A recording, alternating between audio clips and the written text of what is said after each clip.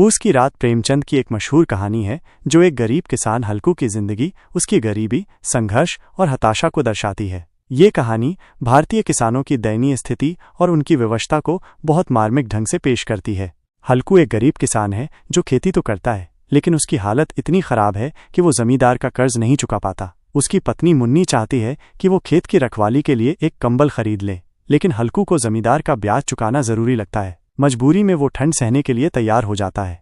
उस रात बेहद ठंड थी क्योंकि ये पूस सबसे ठंडा महीना की रात थी। हल्कू अपने कुत्ते जबरा के साथ खेत में पहरा दे रहा था। तेज ठंडी हवा चल रही थी जिससे उसकी हालत और खराब होती जा रही थी। हल्कू ठंड से कांपने लगा और उसने खुद को गर्म करने के लिए पत्तों का बिछावन बनाया, लेकिन ठंड इतनी ज्यादा थी कि वो सो नहीं सका।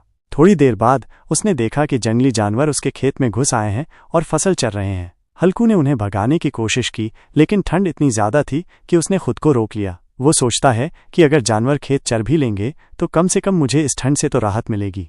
अंत में ठंड से हारकर वो जबरा को छोड़कर घर वापस चला जाता है। सुबह उसकी पत्नी मुन्नी देखती है कि खेत बर्बाद हो चुका है, लेकिन हल्कू निश्चिंत होकर कहता है अब रात को खेत में सोना नहीं पड़ेगा। मुख्य संदेश और भावार्थ: 1. गरीबी की बेबसी। हल्कू की गरीबी उसे एक कंबल तक खरीदने नहीं देती, जबकि वो मेहनतकश किसान है। 2. शोषण और अन्याय। समाज में जमींदार और महाजन जैसे लोग गरीबों को कर्ज के जाल में फंसा देते हैं, जिससे वे कभी उभर नहीं पाते। 3. संघर्ष और हार। हल्कू जीवन से संघर्ष करता है, लेकिन अंत में ठंड और परिस्थितियों के आगे हार जाता है। 4. यथार्थवाद। प्रेमचंद की कहानियां समाज का असली चित्रण करती हैं और ये कहानी भी भारतीय किसानों की असली दशा को दर्शाती है। पूस की रात एक बेहद मार्मिक और यथार्थवादी कहानी है जो ये दिखाती है कि कभी कभी इंसान परिस्थितियों से इस कदर हार जाता है कि उसे अपनी सबसे बड़ी समस्या भी राहत लगने लगती है। हल्कू का दुख, उसकी मजबूरी और ठंड से उसकी हार हमें सोचने पर मजबूर कर देती है कि समाज में गरीबों की हालत को सुधारने के लिए क्या किया जाना चाहिए।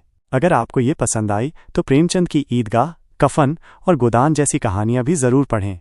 वीडियो पूरा देखने के लिए धन्यवाद। मुझे आशा है कि आपको ये वीडियो अच्छी लगी होगी। यदि आप और भी ऐसी वीडियो देखना चाहते हैं तो हमारा चैनल सब्सक्राइब कर लें ताकि हमारी ये वीडियो हर दिन आप तक पहुंच सके, और वीडियो को लाइक और शेयर करना न भूलें। मिलते हैं अगली वीडियो में, तब तक के लिए आप अपना ख्याल रखें। धन्यवाद।